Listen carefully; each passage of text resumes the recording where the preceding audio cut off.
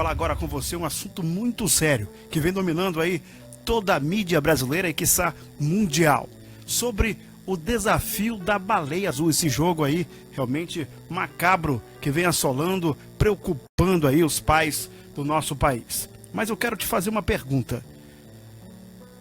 Onde estão os pais nesse momento em que tudo, a informação é quase que instantânea?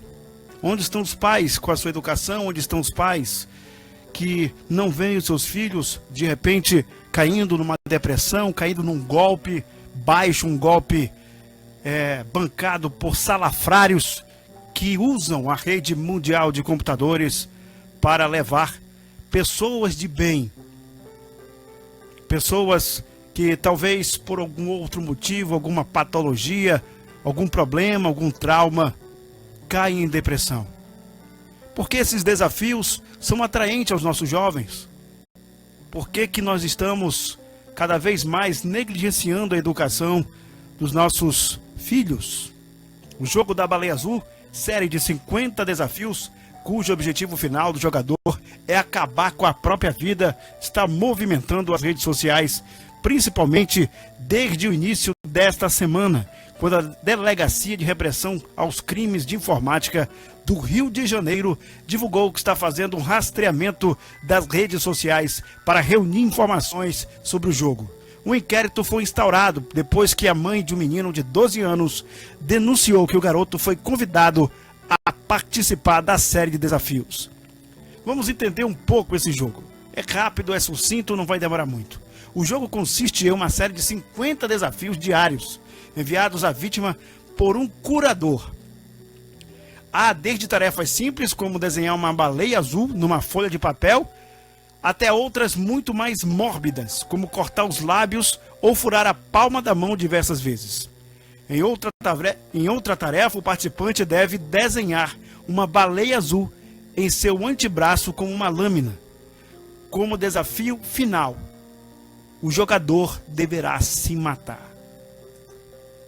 Nós temos na Bíblia, nós temos grandes personagens bíblicos que foram grandes reis, foram grandes líderes, mas não souberam lidar com a criação de seus filhos, não souberam lidar com a sua própria família. Nesse momento, nós vamos falar de Davi. Exatamente, você que não está acostumado com a Bíblia, mas sabe da história de Davi, nós vamos falar do rei Davi. Lá em Timóteo, 1 Timóteo 3:4, vamos primeiro curvar nossas frontes, vamos falar com Deus, vamos agradecer o dia de hoje. Senhor Deus, muito obrigado por mais um dia de vida, muito obrigado por mais um dia de saúde e principalmente muito obrigado porque é chegado o teu grande dia, Senhor. Eu te peço a tua iluminação, a tua inspiração, a inspiração do teu Espírito Santo, para que possamos levar palavras de fé e esperança ao povo que nos ouve nesse momento. Te pedimos que fale por nós, em nome do Senhor Jesus. Amém. Está lá em 1 Timóteo 3:4. Mas se alguém não tem cuidado dos seus, e principalmente dos da sua família, negou a fé, e é pior do que o infiel. Na verdade, está em 1 Timóteo 5:8. E lá em 1 Timóteo 3:4 diz que governe bem a sua própria casa, tendo seus filhos em sujeição, com toda a modéstia. Eu te falo, baseado nesse texto bíblico, o que você tem feito na sua casa? Você tem provido os seus filhos de alimento, de estudo? Você tem provido a sua esposa de sentimento? Agora é uma pergunta. Você tem provido os seus filhos de atenção? Você tem conversado com seus filhos? O Web Rádio Esperança Alvorada, cerca de 3 meses atrás, editou um vídeo e colocou no YouTube, no nosso canal no YouTube, como tirar o seu filho do quarto. Cada vez mais, hoje principalmente as famílias, estão tendo cada vez menos filhos. E não é comum você chegar numa residência onde tem pai, mãe e filho, você só vê o pai e a mãe. principalmente naquela hora sagrada, que é a hora do almoço, a hora da janta, você não vê o filho com eles. Então, eu recomendo a você que entre no nosso canal no YouTube. Coloque o título: Como tirar o seu filho do quarto. Veja, ouça o texto comparado com as imagens, para ver se não tem uma associação perfeita do que está acontecendo hoje. Vamos fazer um breve resumo dos problemas familiares que Davi teve. O fato de Davi haver transgredido a lei do Eterno, está lá em Deuteronômio 17:17, adquirindo para si muitas mulheres, trouxe-lhes consequências terríveis. Tais consequências não atingiram apenas o homem segundo o coração, mas toda a sua família. Utilize o que eu vou falar agora para refletir a respeito de questões familiares, tais como fidelidade conjugal, educação de filhos e tudo mais. Quais os valores dos filhos do mundo? Os hebreus tinham uma facilidade muito grande de assimilar os costumes das culturas vizinhas. De fato, esse foi um problema crônico que acompanhou o povo do Eterno ao longo de sua história. A fim de preveni-los desse mal, ainda no ministério mosaico, Jesus advertiu-os e disse: não andeis nos costumes das nações que eu expulso diante de vós, porque fizeram todas estas coisas. Portanto, fui enfadado deles. Levítico 20:23. Infelizmente, a história irá mostrar que a absorção de tais costumes foi a causa principal da derrocada de Israel. No período dos reis, devido ao afrouxamento na observação dos princípios divinos, das leis de Deus e suas transgressões, esse perigo se tornou mais ameaçador. Está lá em 2 Reis 17:19.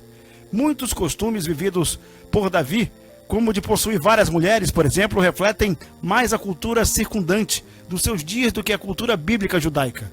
Lamentavelmente, foram alguns desses princípios valorativos que Davi deixou de herança para os seus descendentes.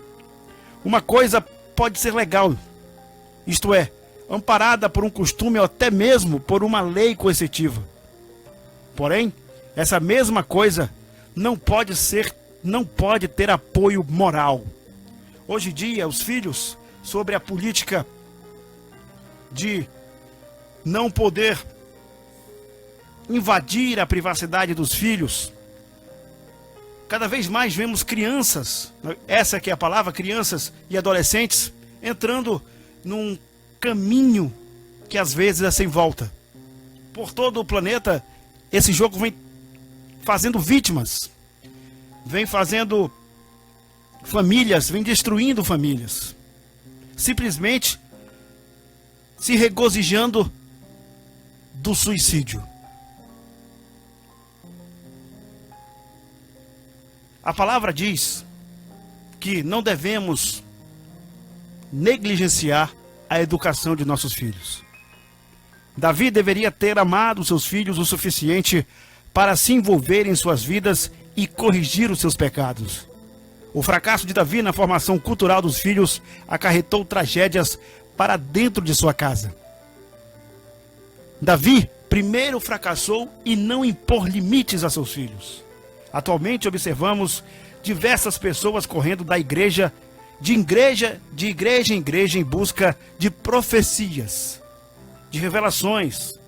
Tais crentes, na verdade, querem respostas para seus problemas pessoais, porque virá tempo em que não suportarão a sã doutrina, mas tendo comichão nos ouvidos, se amontoarão para si doutores conforme as suas próprias concupiscências. 2 Timóteo 4:3. Como já vimos em 1 Coríntios 14:3, o próprio divino da profecia é consolar, exortar e edificar. Qualquer profecia que fuja a este propósito não procede de Deus e jamais se cumprirá.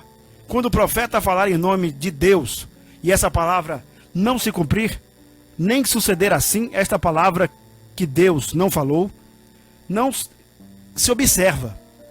Com soberbo falou aquele profeta: não tenhas temor dele. Deuteronômio 18, 22. Nós vemos crianças sendo cada vez mais desobedientes. Nós vemos crianças cada vez mais enfrentando seus pais. Na verdade, são verdadeiros reizinhos do lar. Com essa política de politicamente correto, a moral da família foi por água abaixo. A palavra de Deus nos adverte, a palavra de Deus, ela nos mostra o quão é grave a negligência de nossos filhos. Eu quero falar com você agora que está me ouvindo, você que está aí de algum canto do país, com esse problema desse jogo da baleia azul. Eu quero te desafiar a ter apenas 5 minutos por dia com seu filho. Colocá-lo do seu lado, perguntar como está a vida dele, não repreendê-lo. Simplesmente ouvi-lo para saber se a sua vida, a vida que você proporciona a ele, é realmente aquilo que você pensa que ele está achando da vida dele. Devemos levar em consideração que quando educamos nossos filhos, passamos os nossos exemplos, as nossas virtudes e até mesmo os nossos defeitos para eles. Por que então as crianças estão aceitando um desafio tão grave como esse? Ao ponto do governo de Curitiba, o governo lá do Paraná, fazer uma comissão especial para tratar do assunto. Ao ponto dos governantes estar se preocupando com uma situação que, na verdade, deveria estar sendo administrado pelos próprios pais. Por que estamos negligenciando a vida dos nossos pequenos? Por que não temos a capacidade de dirigir a vida de um ser que nós colocamos no mundo, que Deus nos deu para educar, para alimentar, para mostrar a verdade, a vida da palavra de Deus? Querido, eu já disse muitas vezes aqui, nós temos um manual para tudo nessa vida. Se você lê a Bíblia com atenção, com estudo rigoroso, com estudo minucioso, você vai ver que tem conselhos para todos os aspectos da sua vida. E principalmente para a educação de nossos filhos.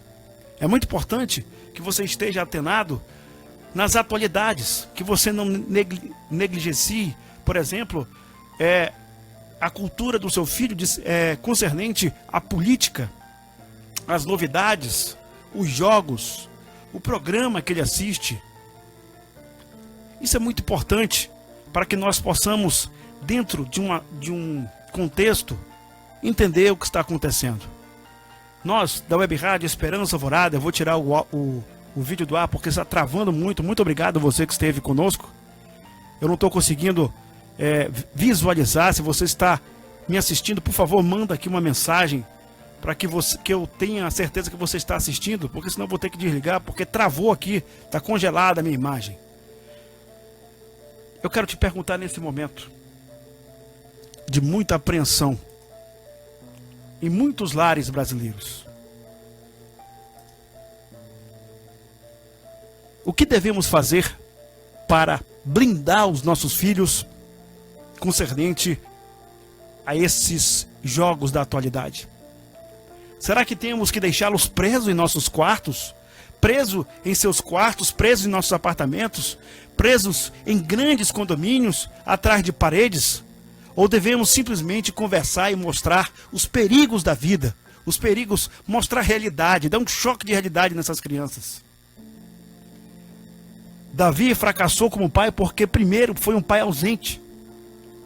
Porque um bom pai acompanha os seus filhos de perto, orientando-os inclusive em relação às suas companhias. Os fatos ocorridos com Amon revelam que, por trás do plano arquitetado para violentar a sua meia-irmã, havia um amigo chamado Jonadab, não é isso? O qual aconselhou a cometer tamanho crime. Está lá em 2 Samuel 13, 2, 5. Jonadab, que demonstra ser um mau caráter, atua como uma espécie de pedagogo para Amon. Mas onde estava Davi? Nunca é demais dizer que os pais devem ser os melhores amigos dos seus filhos, contudo, serem seus cúmplices. Davi fracassou por ser um pai sem afetividade. O relacionamento entre Davi e seus filhos obedecia um formalismo frio. A forma como ele tratou Absalão após este ter assassinado Amon é uma prova disso. Depois de cometer o crime, Absalão fugiu para Gesur, segundo Samuel 13:38. E 3 anos depois do fato ter acontecido, Davi ainda não lhe perdoara.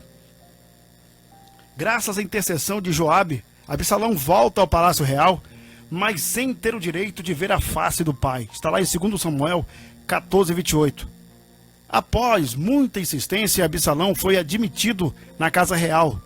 Davi, como gesto de perdão e admissão do filho, até o beijou.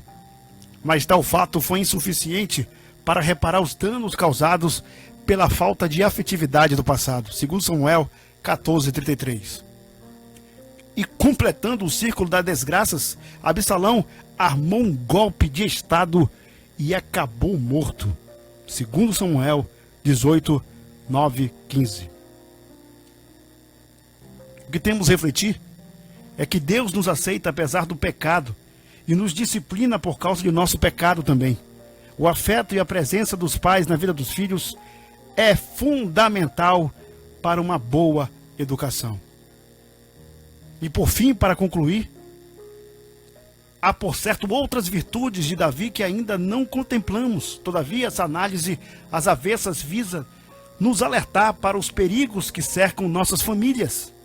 Seja como for, que de forma positiva ou negativa, que de forma ilustrada, de forma metafórica ou literalmente, a vida de Davi nos ensina. Mas se alguém não tem cuidado dos seus, e principalmente dos da sua família, negou a fé e é considerado pior do que infiel. 1 Timóteo 5:8. Queridos, disciplina é um componente necessário de amor. Está lá em Hebreus 12:5-6.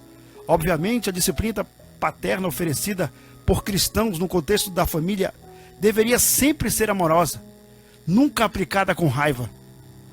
Disciplina identifica o filho como um membro genuíno da família. Está lá em Hebreus 12:7-8. A referência a pais terrenos nesses versículos indica novamente que Deus nos ensina verdades espirituais através de ilustrações familiares. Disciplina de pais humanos nunca será perfeita. Além do que, tivemos nossos pais segundo a carne para nos corrigirem e nós os reverenciarmos. Não nos sujeitarmos muito mais ao Pai dos Espíritos para vivermos. Porque aqueles, na verdade, por um pouco tempo, nos corrigiam como bem lhes parecia, mas este para nosso proveito, para sermos participantes de sua santidade. Hebreus 12:9-10. A Escritura ensina que nós temos de reverenciar ou honrar pais que nos corrigem, mesmo quando eles fazem isso de forma imperfeita e às vezes mediante seus próprios padrões. Disciplina sempre parece ser dolorosa na hora, para as duas partes, mas no fim produz frutos. Hebreus 12:11. Uma disciplina bem-sucedida requer paciência, persistência, perseverança e uma visão clara do objetivo. Disciplina nem sempre significa fazer coisas para e por seus filhos. Às vezes, pode significar exigir que eles façam coisas essenciais por si mesmos. E nessa hora, querido, eu te convido a curvar suas frontes, a colocar no seu peito, no seu sentimento mais profundo, a sua preocupação, a sua aflição, aquilo que você sente nesse momento. Porque nós vamos orar para que Deus, com a sua infinita graça, nos blinde contra esses males dos dias modernos. Nos blinde com a sua mão, colocando sobre as nossas crianças, colocando aos pais discernimento na hora da correção. Lembrar que a correção também é amor. Correção não tem nada a ver com violência. A palavra diz que o amor de Deus veio para curar todas as feridas. Oremos. Senhor Deus amado e bondoso Pai, te agradecemos pelas palavras ditas, Senhor. Vimos que como pais somos pecadores dos mais desprezíveis, Senhor. Vimos que às vezes, por amor, um amor sincero, pecamos por negligenciar os teus mandamentos, Senhor. Te pedimos nesse momento de apreensão, nesse momento de profunda preocupação em nossos corações, que esteja blindando os nossos filhos desses ataques do inimigo, Senhor. Esses ataques modernos, esses ataques cibernéticos. Nos coloque, Senhor, a tua sabedoria para que possamos lidar com essas situações cada vez mais, Senhor. Sabemos que por nossos pecados o mundo caminha para o pior, Senhor. Mas estamos aqui te pedindo, te rogando, nos humilhando, te colocando diante de ti, diante do teu altar, as nossas preocupações, Senhor. Senhor, protege os nossos filhos, protege os nossos jovens, dê a eles a sabedoria de poder te procurar, Senhor. Nos dê a sabedoria de testemunhar o teu semblante para eles, Senhor. Para que possamos, além de sermos pais, que sejamos discipuladores dos nossos próprios filhos, Senhor. Que sejamos realmente os sacerdotes do lar. Abençoa esse pai e essa mãe que está aflita nesse momento, Pai. Lhes dê a tua bênção. Lhes dê saúde e paz. Abençoa os ouvintes da Web Rádio Esperança Alvorada, que nesse momento está acompanhando a tua palavra, dita e narrada por esse mero pecador, Senhor. Eu te peço pela minha família, pelos meus filhos, pela minha esposa, representando todas as famílias da Web Rádio Esperança Alvorada. Eu te agradeço, Pai, pela saúde recobrada, pelos livramentos do dia, e porque chegamos ao teu grande dia seguros de que um dia melhor virá. Te pedimos e te rogamos essas bênçãos, Pai, não porque somos merecedores, porque confessamos neste momento que somos pecadores. Te pedimos o perdão dos nossos pecados, nossas falhas, em nome do teu Filho amado Jesus. Amém.